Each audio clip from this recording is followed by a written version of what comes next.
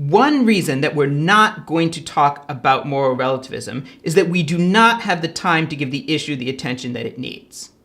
In this presentation, I'm spending a lot of time on the problems with moral relativism, right? And those are really the problems with extreme forms of moral relativism. You might get the impression that I think relativism is a worthless theory, right? And that's not true at all, right?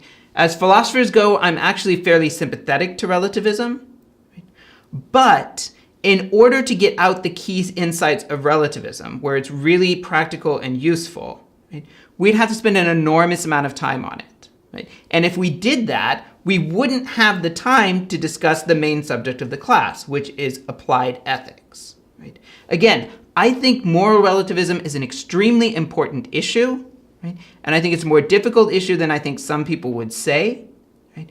But because of that, to really do moral relativism justice, right, we'd need to spend a lot of time on that, right? And we just don't have room in the syllabus for that, right?